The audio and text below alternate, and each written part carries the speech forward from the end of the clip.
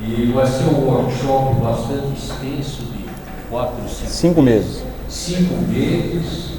O Antônio Carlos já ministrou cursos de astrologia em São Paulo, em diversas localidades, com bastante experiência nessa área.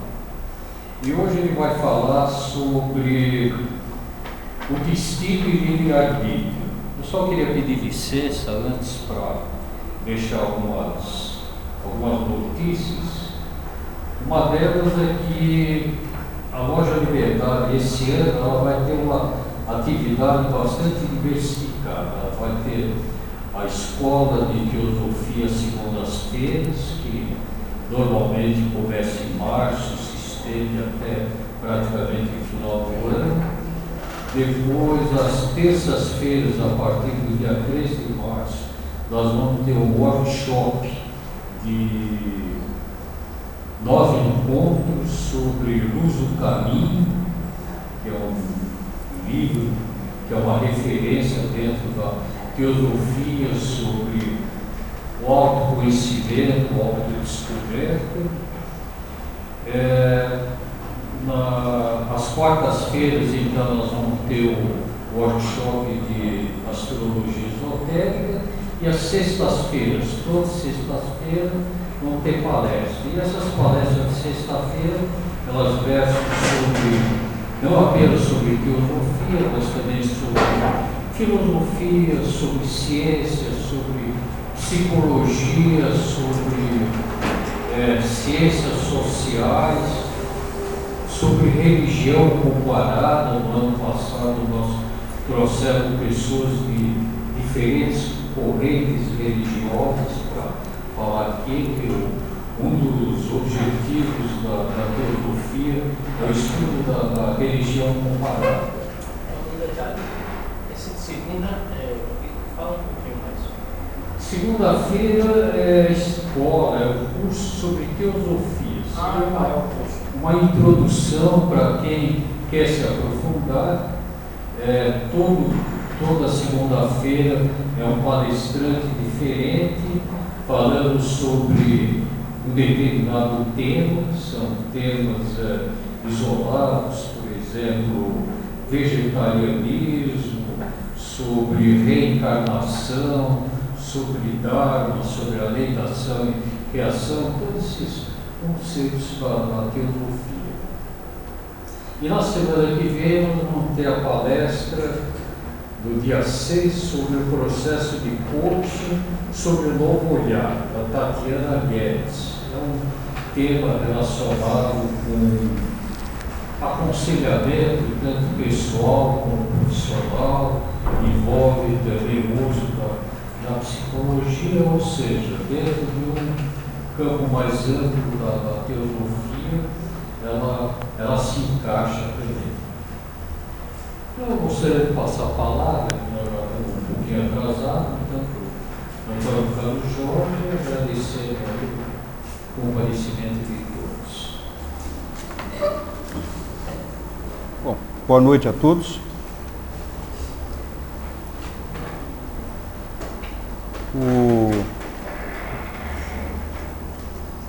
O apoio técnico aqui necessário não está saindo? Não, a imagem. Não, aqui.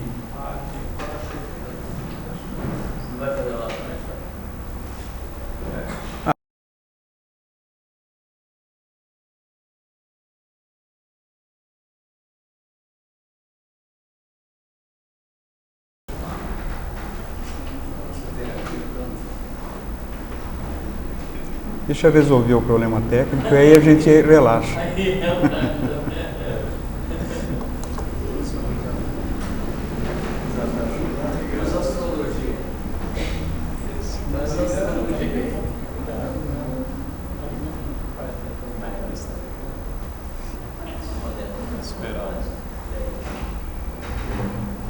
Vai entrar? Mas faz tempo que está assim.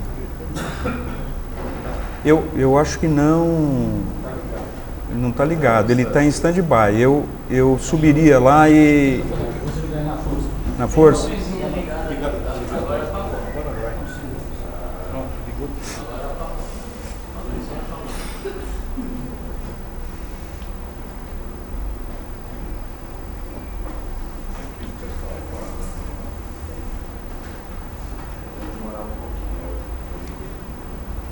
Bom, eu acho que poderíamos conduzir o relaxamento, né?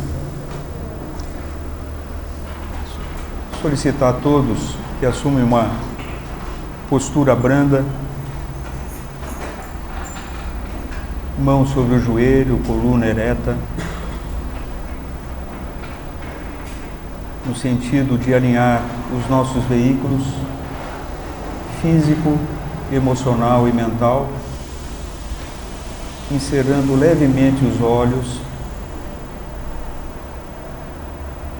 imaginando uma luz branca pairando sobre o nosso chakra coronário. Essa luz pulsante, branca, pura, vai se expandindo de forma que cada ponto luminoso se une com os demais, formando um grande feixe de luz dentro dessa nossa sala. Que essa luz possa se expandir, ganhar a nossa Praça da Sé e se expandindo para os bairros adjacentes, ganhando o contorno da cidade, expandindo tanto para o mar quanto para o interior, tomando a forma do Estado, do Brasil, da nossa América do Sul, atravessando os oceanos e tomando a forma de todo o planeta num grande abraço de amor e união. Que essa luz possa representar o bálsamo de esperança, da harmonia, da alegria e do amor. Porque tenhamos a certeza, todos nós estamos irmanados no grande Espírito Universal. Lentamente, voltemos ao nosso centro da individualidade e a nossa personalidade transitória, porém não menos importante para que nós continuemos nessa vida de redenção. Abrindo os olhos, cônscios dessa grande união e que possamos hoje desfrutar, talvez, as benesses desse encontro. Paz a todos os seres.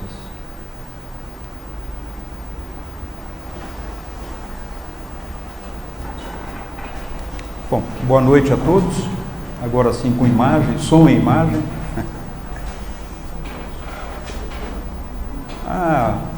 Uns 2 meses atrás o Osmir tinha convidado para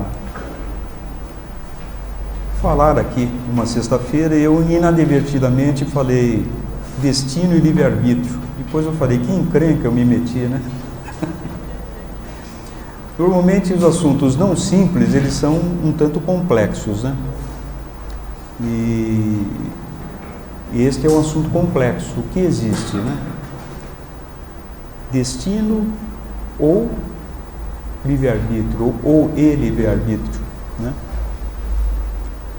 E depois me ocorreu essa frase, pode-se mudar o destino ou o destino é que muda?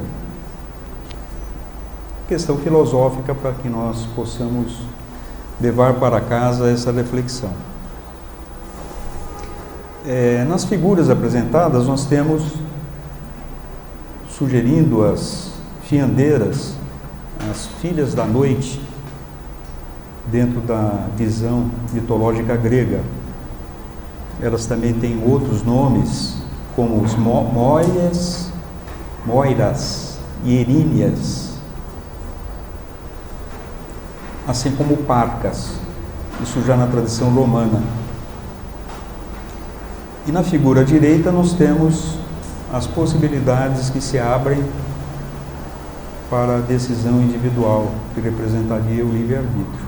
Qual dessas duas figuras prevalecem na realidade? Bom, eu tenho uma formação naturalmente teosófica, pautada na teosofia, mas por outro lado também a gente desenvolve o estudo da astrologia. Então, a astrologia também não tem um conceito definido em relação a isso, mas a tendência é que seja muito mais determinista do que adepto ao livre-arbítrio, né? Mas eu me recordo de uma história que eu li certa feita sobre uma história persa, muito antiga, se perde aí nas noites do tempo, né? Se contam que em determinada cidade no interior da Pérsia, que hoje é o Irã, existia um grande senhor, muito rico. Não está? É? Afasta um pouquinho. Afasta? Tá bom. Assim, tá bom? Melhorou. Então esse senhor, certa feita, ele orientou serviu seu empregado a fazer compras no mercado nas adjacências da cidade.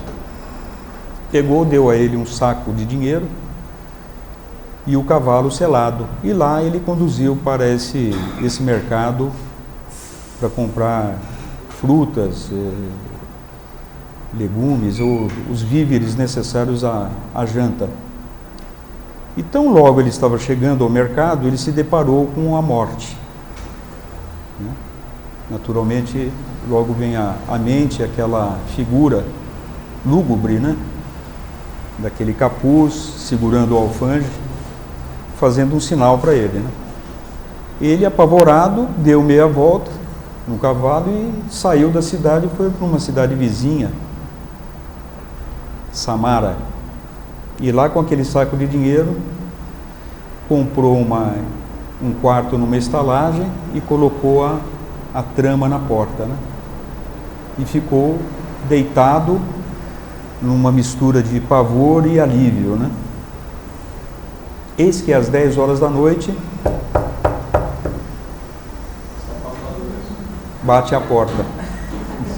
Às 10 horas da noite se apagou a luz. Ele, apavorado, abre a porta e quem encontra? A própria morte. E ele tenta sair daquela situação. Mas eu fugi de você. Ele falou, eu não sei por quê. Porque eu só queria te dizer que nós tínhamos um encontro marcado neste quarto às 10 horas da noite. Então essa história singela nos remete a uma condição do que é o livre-arbítrio, né? E destino. Talvez se ele tivesse tido uma outra postura, será que mudaria o enredo? É uma questão realmente muito interessante.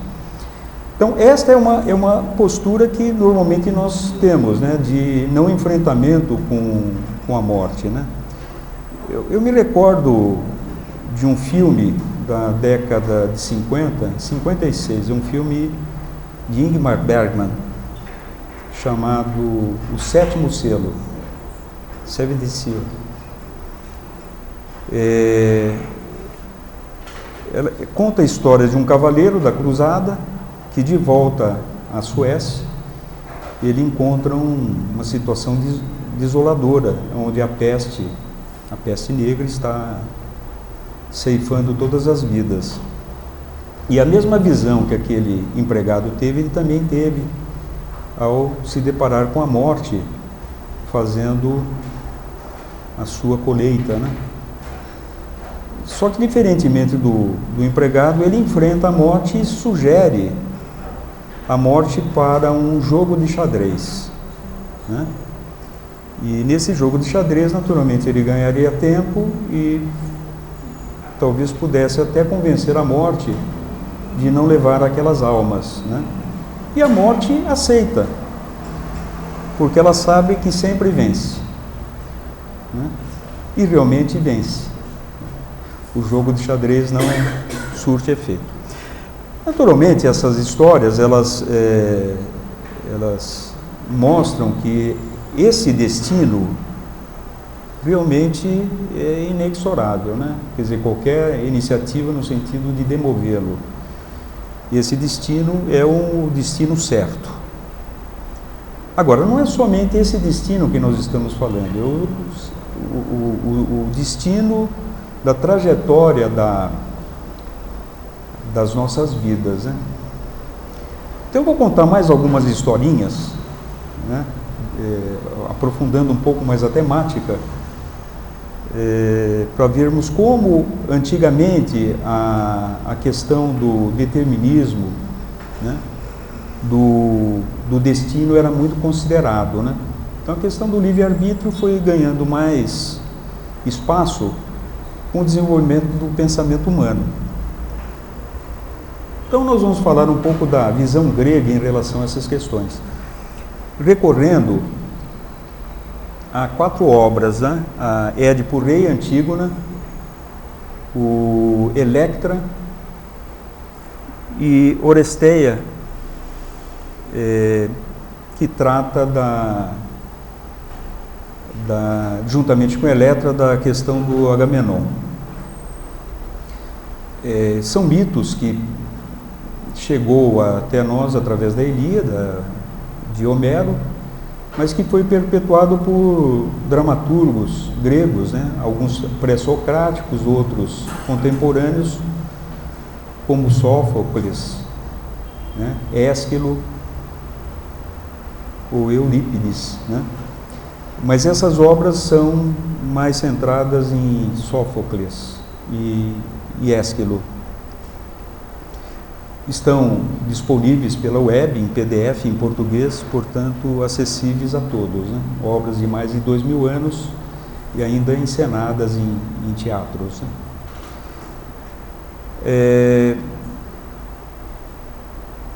Bom, então eu vou discorrer rapidamente, sem entrar em muitos detalhes, sobre 2 grandes histórias que todos conhecem, pelo menos alguns detalhes de ambas.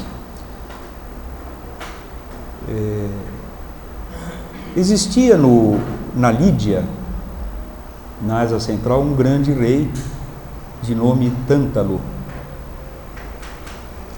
Esse rei era filho de Zeus com uma humana, portanto ele era mortal. Esse rei foi acometido por ubris, né? Que é um sentimento de soberba e se julgar mais inteligente do que os próprios deuses. E ele tinha um filho chamado Pélopes. Ele mata o filho, desossa e faz uma grande caldeirada e convida Zeus e todos os deuses do Olimpo para banquetear. Naturalmente ele não consegue enganar a todos, excetuando-se Deméter, que é mãe de Perséfone, que estava profundamente desolada pelo rapto de sua filha por Hades.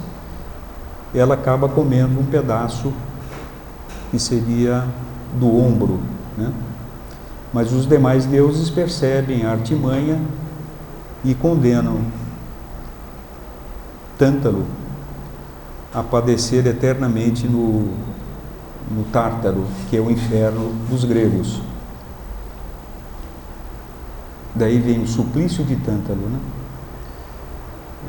É aquele possuído pelo desejo da sede, que está atrelado às questões da sensualidade, e não consegue matar a sede, né? Isso até representando a sede, a sede mesmo de tomar água, a água vem até a sua face, mas assim que ele vai tomar a água se recua. Quer dizer, realmente um suplício interminável. Mas aí os deuses reconstituem Pélopes, quer dizer, o ombro que tinha sido comido, Dédalo, que era o maior arquiteto, ele faz um ombro de mármore, e Pélopes acaba fundando o reino já no sul da Grécia, onde recebe o nome de Peloponeso, né? Peloponeso é a região de Pélopes. E Pélopes tem 2 filhos, com Hipodâmia, que é a rainha, é Atreu e Tiestes. E ele tem um filho com uma outra mulher, mais novo, muito belo, Crisipo. A Hipodâmia, ela influencia Atreu e Tiestes a matarem Crisipo. Esta é uma versão do mito. Tem uma outra versão que na outra história nós vamos perceber que é um outro contexto.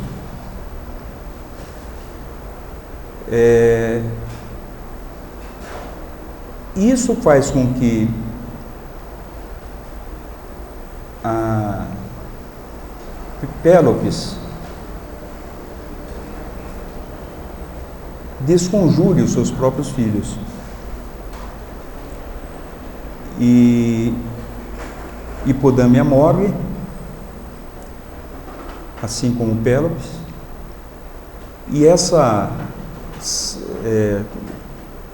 discórdia que nasceu lá com Tântalo permanece entre Atreu e Tiestes, de forma que os dois se entram em conflito.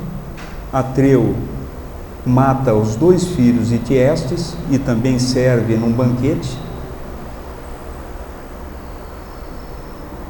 E Tiestes tinha uma outra filha, que ela não era conhecida, ele a estupra, sem ela saber, e surge o filho de nome Egisto. Não sei se alguém já assistiu ou leu sobre este mito, né? Atreu tem 2 filhos, Agamenon e Menelau. A partir daí a gente já conhece a história, né? É tudo gente boa, né? Tudo gente boa, gente fina. Jihadista? É.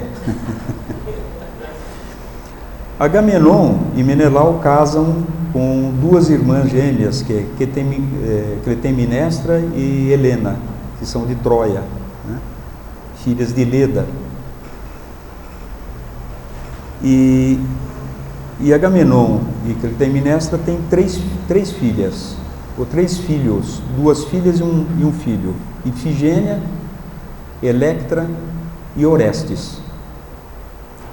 Aí nós temos a história da Helena, do rapto de Helena por Parris, que a leva para Troia.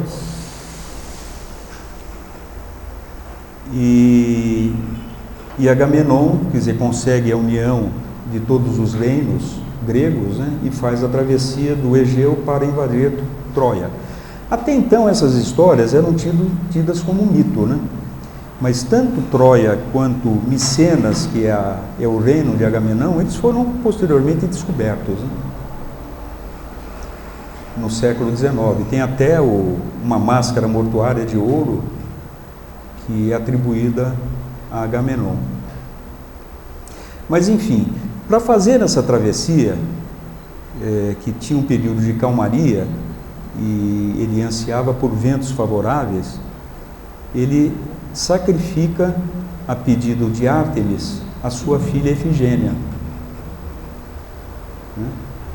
Isso provoca a ira de Clitemnestra, desconjurando o próprio marido por ter sacrificado a filha. E fica Electra, que é a filha mais velha, e Orestes, que é o caçula. Eles fazem a travessia, enfim, tem a destruição de Troia. Depois de muitos anos ele retorna com a filha de Príamo, que era o rei de Troia, que é Cassandra, com uma filha. No retorno, a Clitemnestra ela tinha se amaziado com Egisto, aquele filho de Tiestes com a própria filha. Ela não sabia que o pai a tinha estuprado. Mas ele já tinha matado tanto Atreu e sabido da sua origem. Quando Agamenon volta, ele é assassinado juntamente com Clitemnestra e Cassandra e a filha. Algumas vertentes dizem que ela não foi sacrificada, não foi morta.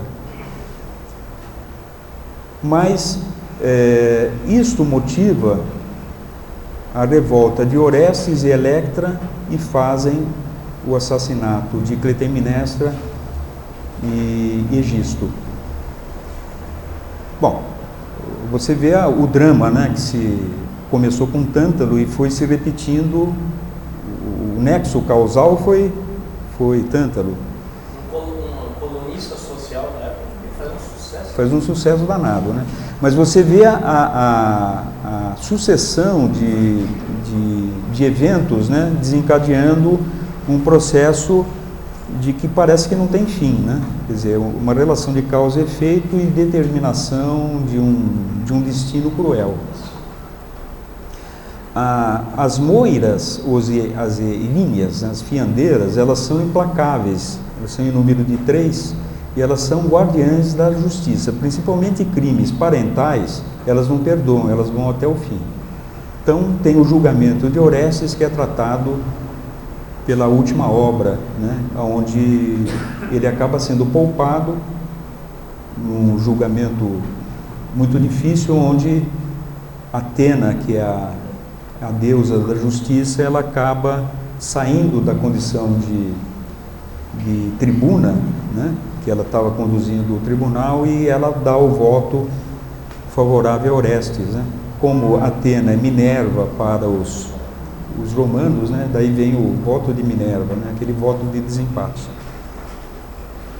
E acaba sendo perdoado. Bom, aí nós temos este mito muito importante, inclusive para a psicologia, a psiquiatria e a psicologia. Temos um outro mito que começa com o assassinato, a morte de Crisipo, também, só que é a outra versão. Ele... Nesse caso aí, então, o destino mudou? Não. Quando Atena liberta o de ser penalizado, e em tese deveria ser penalizado, então o destino mudou. Na realidade, talvez ele estivesse destinado a ser perdoado pelos deuses, porque para quem estuda o mito, né, vai ver que todas as ações elas foram feitas em obediência ao oráculo, às pitonisas, né?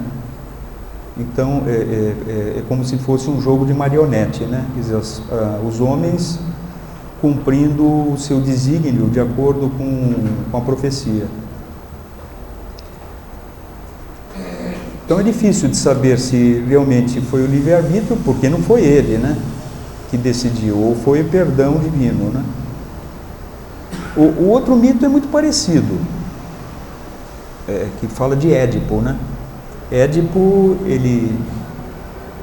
mas antes de nascer, é bom contextualizar.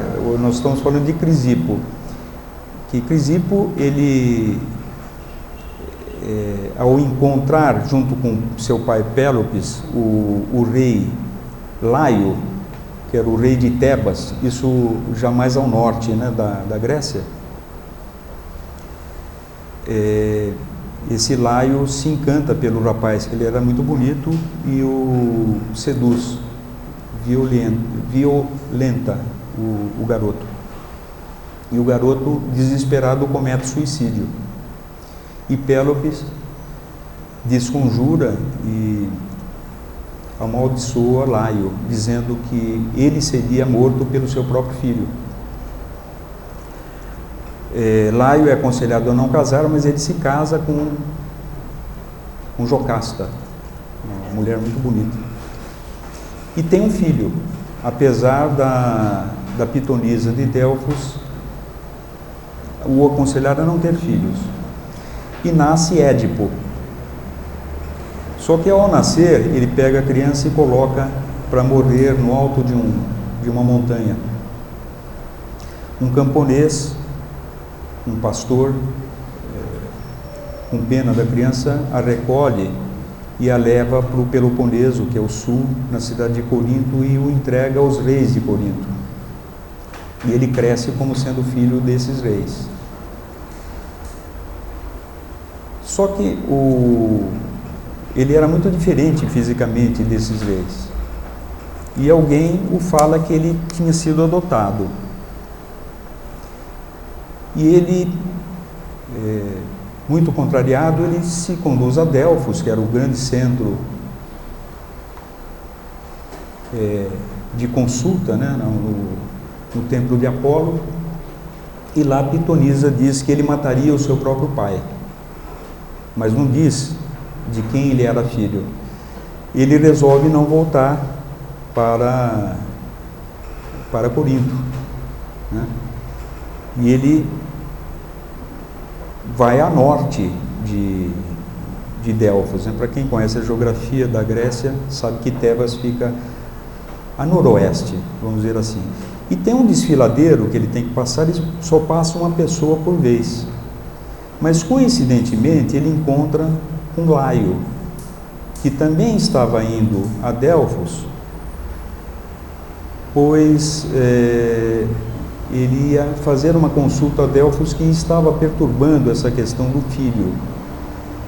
E naquela tentativa de passar o desfiladeiro, o rei fala, dê passagem ao rei. E o Édipo não dá e acaba matando o próprio rei.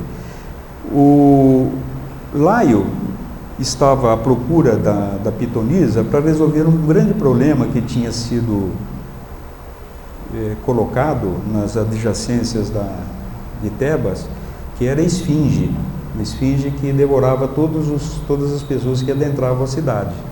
Ela formula lá um enigma, né?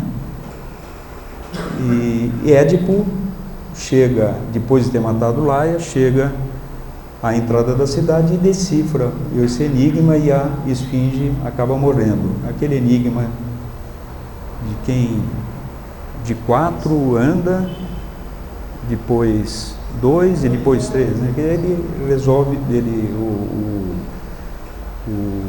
dizendo que é o homem, né? Quando nasce, quando cresce, depois quando atinge a... É fácil depois de conhecida. Não há 1000 anos antes de Cristo, né? Bom, e ele é agraciado na cidade e já sabiam da morte de Laio, né? Os mitos, eles não seguem uma questão temporal muito linear, né? E ele acaba se casando com Jocasta, que é a própria mãe, mas sem saber. Tem filhas, Antígona é uma filha muito querida, filha e irmã, né? E chega um momento em que é dado a saber, quer dizer, não vou entrar mais em detalhes, senão a gente fica contando histórias aqui, né? Que ele é o filho da própria mulher, né? E ele perfura os olhos e também começa a ser perseguido pelas Eríneas e acaba sendo perdoado também. Bom, hoje não se fala mais em destino exatamente, né? Mas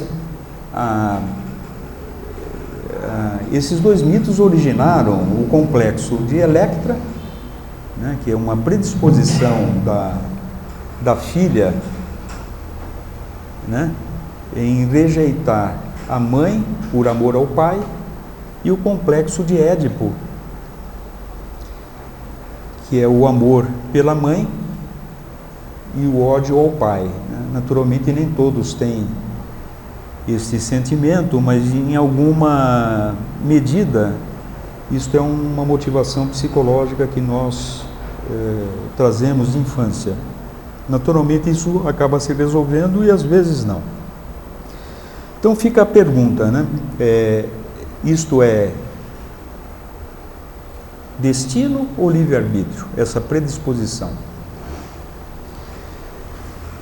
Naturalmente o mundo mudou. Nós temos um padrão de consciência um pouco diferente daquela época, ou pelo menos para alguns, né? E parece que a grande massa ainda continua repetindo essas sagas homéricas, né? Pela vida, né? É só visitarmos os noticiários e os Datenas da vida, né? Então fica a pergunta, essas pessoas estão cumprindo o seu destino ou o seu livre-arbítrio? Não estou trazendo respostas aqui, é uma questão a refletir, né? Bom, ainda recorrendo aos textos gregos, eu gostaria de compartilhar com vocês aqui o extrato de Corpus Hermeticum, de Hermes Trismegistus, que eu peguei 2 pontos que ele fala de destino. Então eu vou me permitir aqui ler junto com vocês. Então este primeiro discurso da iniciação, o livro sagrado dedicado a Asclépios. Aqui é um diálogo entre Hermes e Asclépios, ou Esculápio para os romanos, né? Então ele pergunta a Trismegistus, mas então, ó Trismegistus, que parte do plano divino é administrada por Eimarmené. Eimarmené é destino, isto é, o destino. O que chamamos de Eimarmené, Hermes respondendo, né? Asclépios, é esta necessidade que domina o curso total dos acontecimentos, ligando-os uns aos outros por meio de uma cadeia contínua. O texto aqui continua, mas eu foquei mais nos aspectos que nos interessam aqui. Assim, Eimarmené e a necessidade estão inseparavelmente unidas entre si por uma espécie de aglutinante sólido. Eimarmené se acha em primeiro lugar, gerando o começo das coisas, enquanto que a necessidade faz com que chegue por força e seu efeito essas coisas que começam a ser graças à ação de Eimarmené. Uma e outra têm como consequência a ordem, isto é, a contextura e a sucessão temporal de tudo o que deve realizar-se. Por isso esses textos são chamados herméticos, né?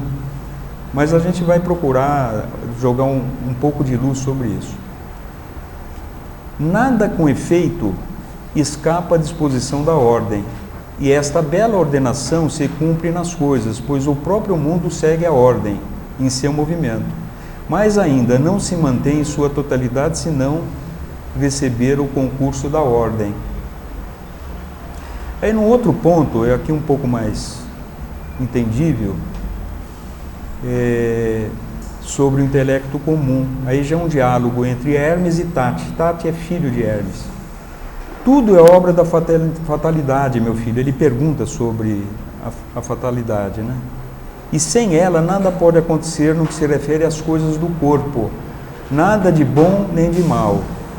É a fatalidade que decretou também que aquele que fez o bem sofra as consequências e por essa razão agiu com o objetivo de provar o que ele prova é porque agiu.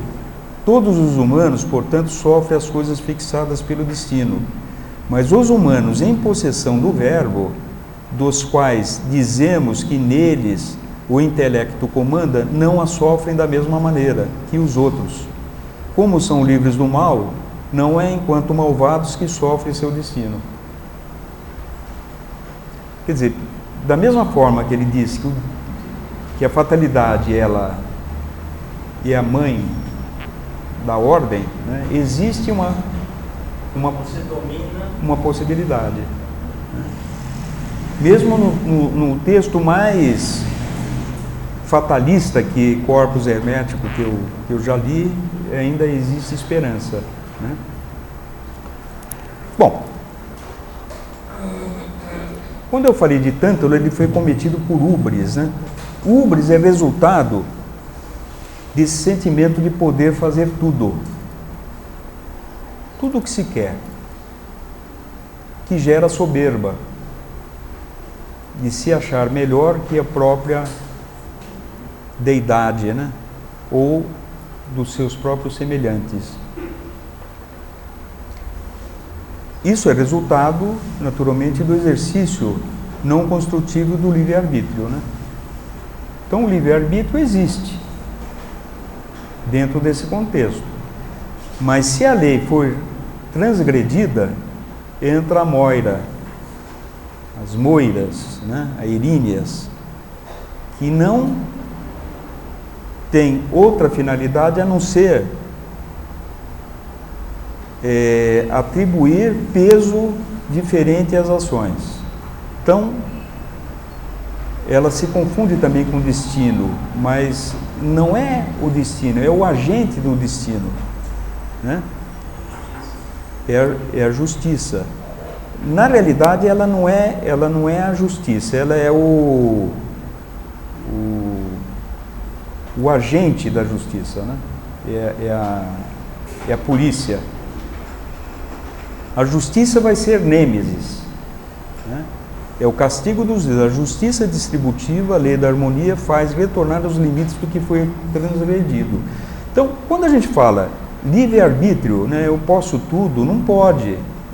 O livre-arbítrio, ele tem um correlato com a responsabilidade moral. Então, por isso que me preocupa muito com essa questão do direito da expressão, né, como nós assistimos, lamentavelmente, o desfecho daquelas publicações ofensivas, pelo menos aos maometanos, né? Naturalmente, a resposta ela é desproporcional à ação, mas, de qualquer forma, não me parece que o direito da expressão você possa transgredir os limites do desrespeito da fé alheia, né? Me parece que se encaixa muito bem dentro desse contexto, né? Não estou querendo fazer nenhuma questão. Desconfiado por quê? Hã? Não estou defendendo Maomé. Estou defendendo o exercício da liberdade dentro de responsabilidades, né? Eu não estou defendendo, muito pelo contrário, eu sou favorável à vida, né? Como isso daqui está sendo veiculado, eu sei que vão me criticar, mas é o meu direito de expressão, né? É assim que eu penso, sem querer ditar regras, né? Mas eu acho que a tolerância é o elemento muito importante dentro desse contexto, né? Tudo que ultrapassa a questão da tolerância, mas aí vamos falar, quer dizer, é proibido proibir, né?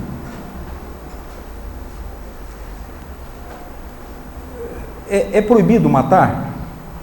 Naturalmente que não, né? Existe uma lei, né? É proibido matar? As pessoas podem praticar o crime, só que ela vai ter a sua contrapartida penal, né? Se assim for atingida pela lei, né? A mesma correlação nós podemos fazer com Aimé Menet, necessidade e ordem, né? Está dentro de um processo de causação, né? Você tem a ação, ela inicia, a necessidade e a ordem. Bom, essa questão, filosoficamente, sempre foi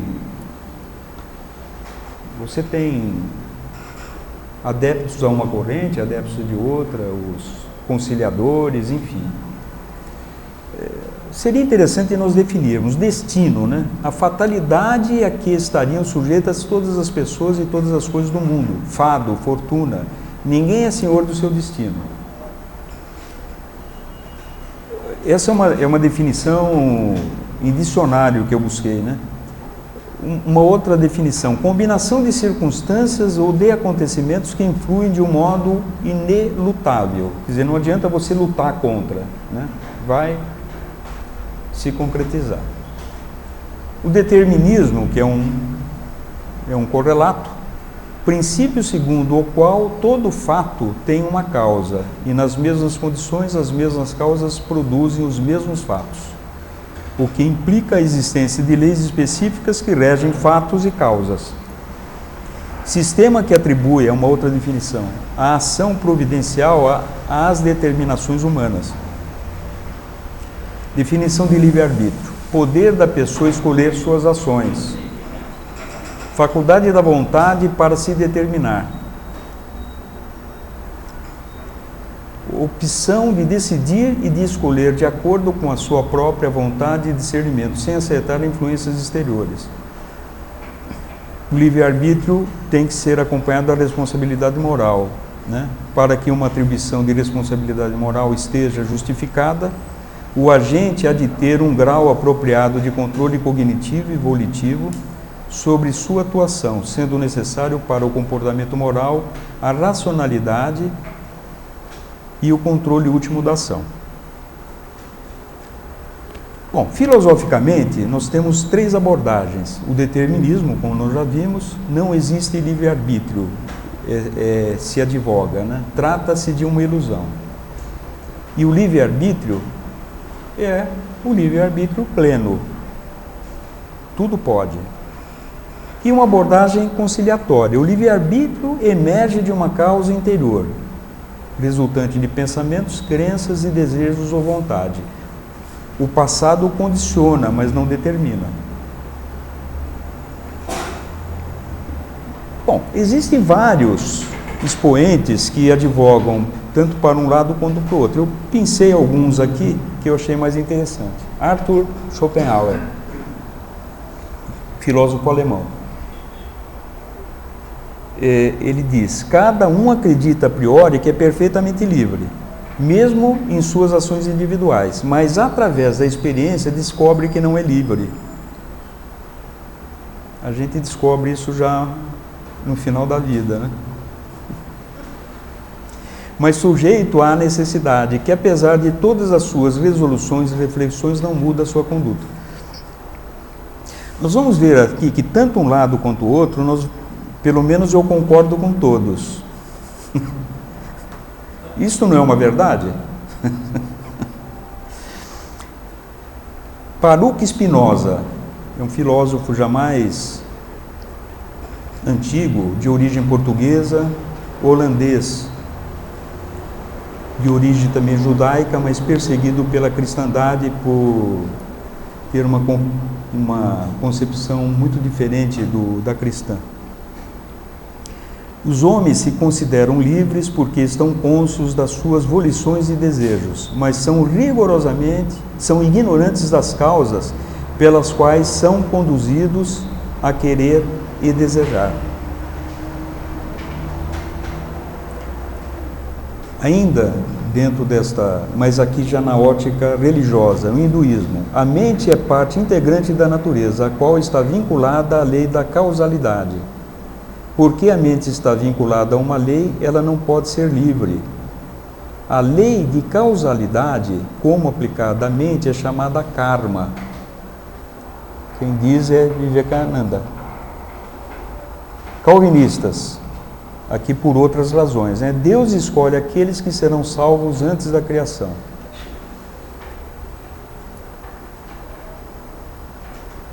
Bom, aí a corrente oposta do livre-arbítrio.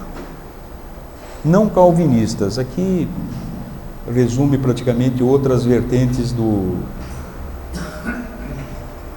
protestantismo ou da reforma, né? Deus é eterno, estando fora do tempo, e vê o passado, o presente e o futuro como uma criação completa. Um conceito interessante, né? Assim como ele é onipotente, onipresente e onisciente, a questão é atemporal. Então não vai se ocupar em questões temporais. Os mormons reprovam o determinismo, pois para se regenerar o homem depende do livre-arbítrio, que é uma verdade também. A vertente metodista: Deus concedeu ao homem a liberdade de fazer o que quiser, independente da ocasião, porém não são livres para escolher as consequências de suas próprias ações. Aqui já começa a ter uma percepção um pouco mais enriquecida do conceito do livre-arbítrio, né?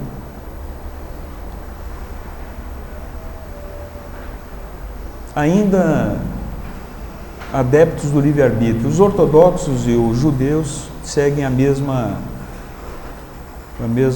visão, né? Todos têm escolha livre para decidir em que medida seguirá a própria consciência ou arrogância. Quando fala de arrogância, naturalmente tem a pena resultante. A católica: aceitam a ideia do livre-arbítrio coexistindo com a graça divina.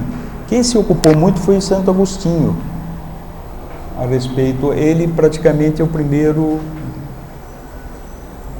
grande filósofo da cristandade a abordar a questão do livre-arbítrio. Mesmo porque ele teve originalmente uma formação maniqueísta, né?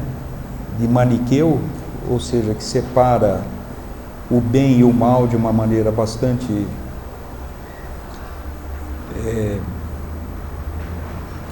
própria, né?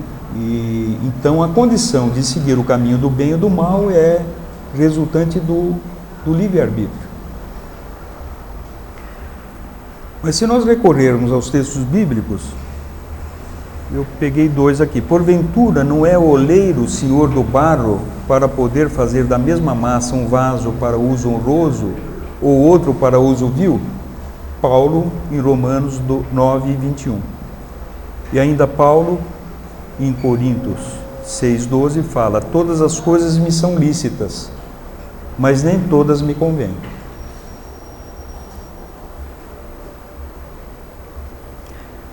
Bom, finalmente o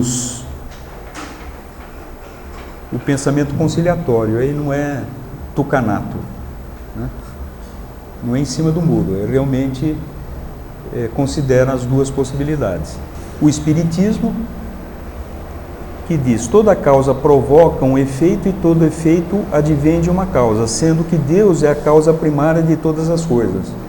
O livre-arbítrio ganha maior dimensão com a evolução moral e intelectual do espírito.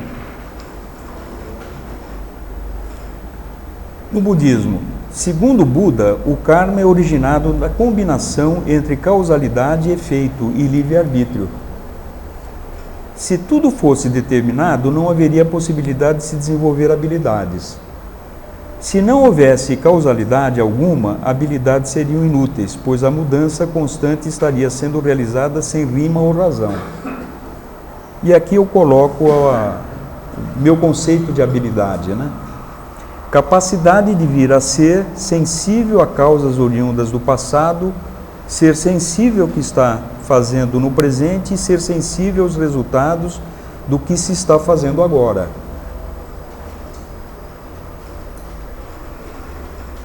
Porque isso vai refletir no futuro.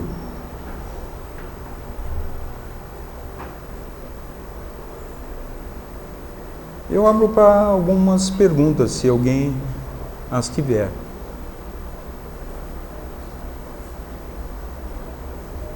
Não? Podemos continuar. Bom, agora vamos ver a nossa visão, pelo menos a minha compreensão em relação a essas questões. Em teosofia nós falamos do princípio superior, Atma Buddhimanas, que é a nossa individualidade espiritual, sendo que Atma é a expressão do espírito, juntamente com Buddhi, mas Buddhimanas perfaz a natureza humana, ou seja, a alma humana. A contraparte inferior, que é a tríade inferior, é a personalidade, portanto, transitória e perecível. Então, Atma Buddhi e Manas, que é o corpo mental abstrato, isso permanece vida após vida. Isso tem sido recorrente das nossas exposições. A personalidade, por sua vez, uma vez vivida, ela transfere para um átomo denominado causal, portanto, permanente. Esse é um átomo permanente. Causal porque ele é a causa de tudo, né? Ele transfere as experiências da vida que foram úteis para nutrir o espírito, no sentido de que ele seja pleno da consciência, né? Ou de acordo com o seu caminhar nas diferentes vidas que perfazem a roda de Sansara.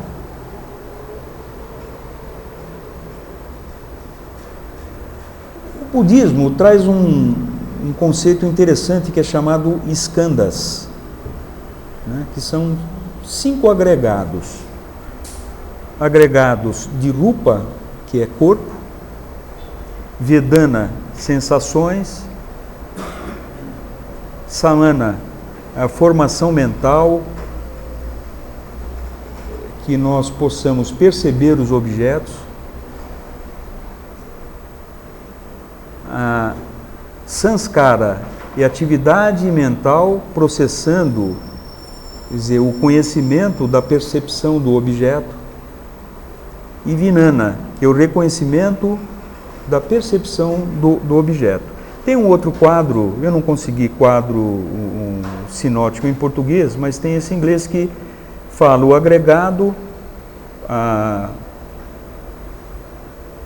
o senso básico externo, o interno e a última realidade. Resumindo esse conceito budista, diz que nós, a cada vida, vamos incrementando esses skandhas.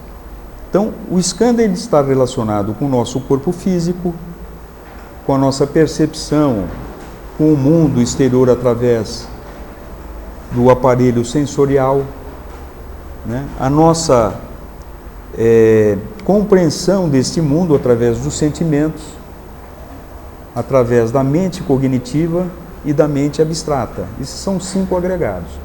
A cada vida, nós temos esses skandhas mais potencializados. Então, me parece, isso está no corpo causal, né? Numa próxima vida, esse corpo causal ele vai projetar para a próxima existência skandhas mais requintados, no sentido de que nós possamos fazer cumprir o karma de uma maneira muito mais desenvolta. Agora fica a pergunta, isto é livre-arbítrio ou destino? A questão não está no código simplesmente genético, né? Eu lembro que há muitos anos atrás se falava de fazer um banco de esperma de nobres, né? Para que se reproduzisse in vitro outros nobres, né? Me parece que isso não deu muito certo, né? Por quê? A questão não é genética. Assim como pode surgir um Nobel de um outro Nobel, pode surgir uma pessoa medíocre. Né? Porque a condição não é genética. É lógico que a condição genética, ela favorece. É como se fosse um terreno fértil, mas vai depender da semente em que será depositada nesse solo. Se a semente não for boa e a semente que detém os atributos que são denominados skandhas, né? Se não tiver solo fértil, ela não vai prosperar. Se tiver solo fértil, depende da potencialidade dessa semente, né? Então, me parece que isso é uma questão nitidamente predestinada. Nós não podemos transgredir as leis estabelecidas pelos skandhas. Alguém tem dúvida disso? Ou concorda com isso? Mais ou menos, né?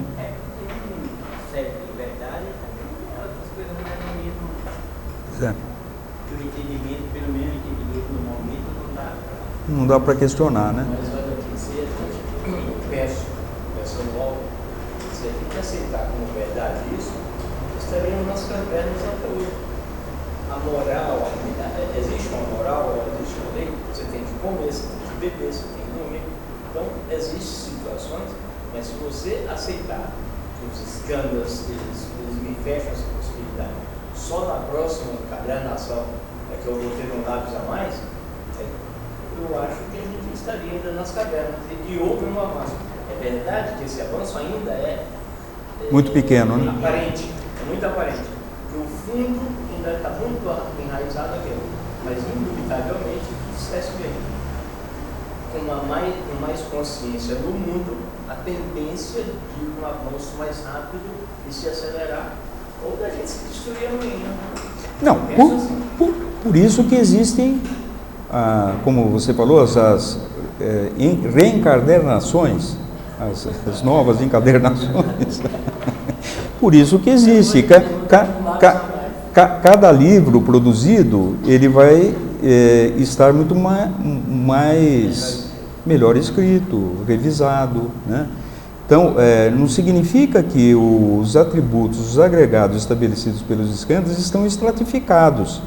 Eu havia falado que ele sempre é aprimorado, ele sempre vai sendo melhorado. E ele melhora através do quê? Do exercício do livre-arbítrio através da consciência. Mas no anterior mesmo, exatamente, a livre-arbítrio é a consciência. Se a pessoa tem mais formação, a probabilidade de consciência e de transcendência é muito maior, né? Mas existe uma condição anterior que determina,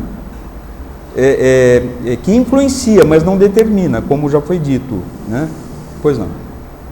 Mas eu estou entendendo que se fosse homogêneo, todo mundo teria a mesma reencarnação, mas cada um tem uma atrasada ou uma superior. Então sempre vai ter conflitos. E os conflitos, eles serão necessários para o aprendizado. Para o aprendizado. Né? Então, por menos reencarnações, né? Outros um pouco mais. Então, eu não sei, sempre vai ter conflito, sempre vai ter atritos. Isso. E o atrito é necessário. O atrito é necessário. Voltando a repetir. Senão, jogar uma bomba atômica. É necessário dentro de condições não destrutivas, né?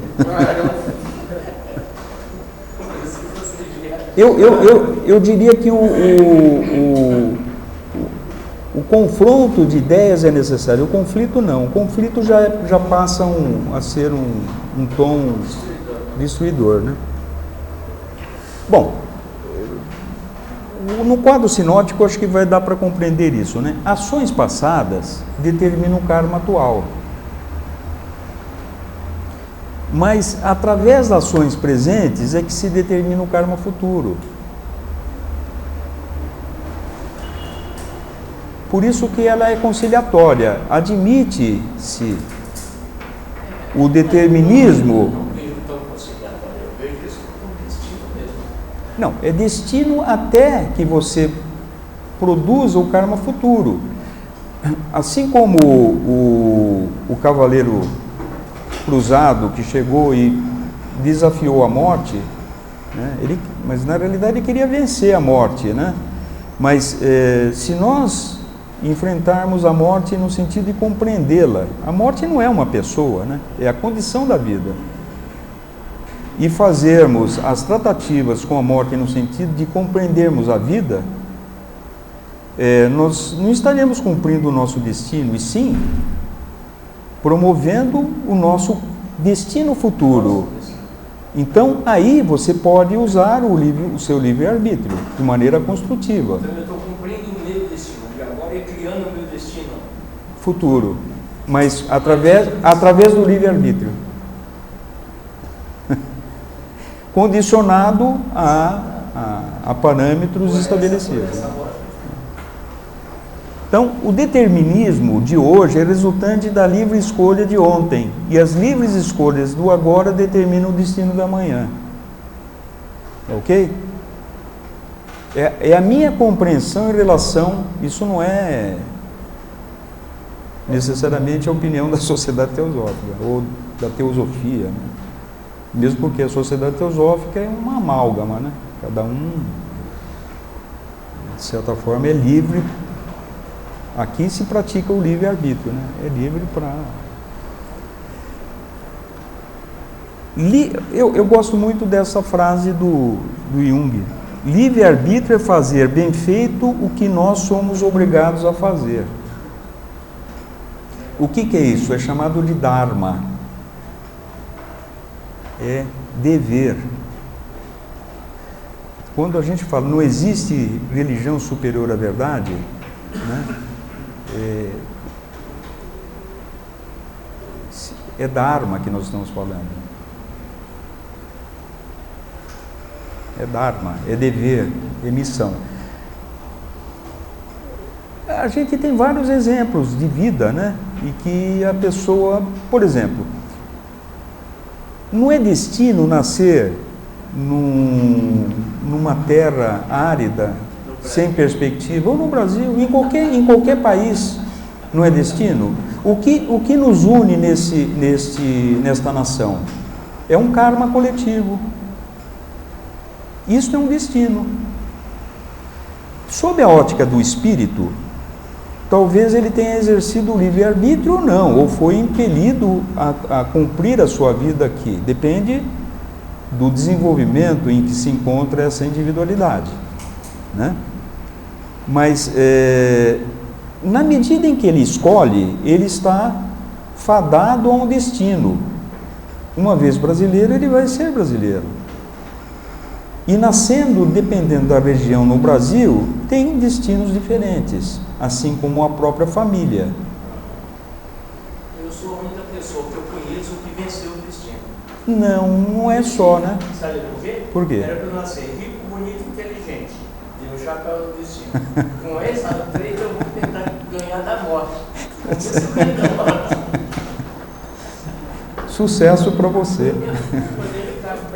Agora, você vê mas você vê Pois é, mas a gente pode conjecturar. O Joaquim Barbosa, por exemplo, faxineiro, né, que fazia a limpeza dos banheiros do Congresso. Quer dizer, um homem que... Destino o traiu. Ou ele estava predestinado a ser o que foi, né? Mas, de certa forma, houve uma projeção da vontade determinada a cumprir um determinado papel, que diz negro, pobre, de uma origem muito humilde, e, no entanto, quer dizer, uma pessoa que é versada em 5 idiomas, adquiriu uma envergadura importante e de atuação ilibada, né? O que é isso? Este exerceu o seu livre-arbítrio. Agora, as condições que lhe foram favorecidas, talvez o ambiente foi adverso, mas os escandas, que a gente não sabe fazer a leitura naturalmente, são de alto quilate, né? Penso eu, né? Então, existe essa possibilidade de você romper as barreiras, né? Aonde nós estamos? Cumprindo o nosso destino ou podemos ser artífices do destino futuro? Essa é a reflexão que eu gostaria de deixar. Eu sou da opinião que o homem e a mulher fazem isso. Também acho. Nós somos fadados a cumprir o último destino. O último destino, que é a transcendência. Não tenho dúvida. Todos os rios levam ao mar. Ainda que fiquem alguns na 8ª esfera, como foi objeto do encontro da semana passada, a maciça maioria cumprirá o seu destino, que é voltar à casa do Pai. Não tenho dúvida disso. morte também. Por esse ângulo que você está falando. Você traça o seu destino. Obrigado.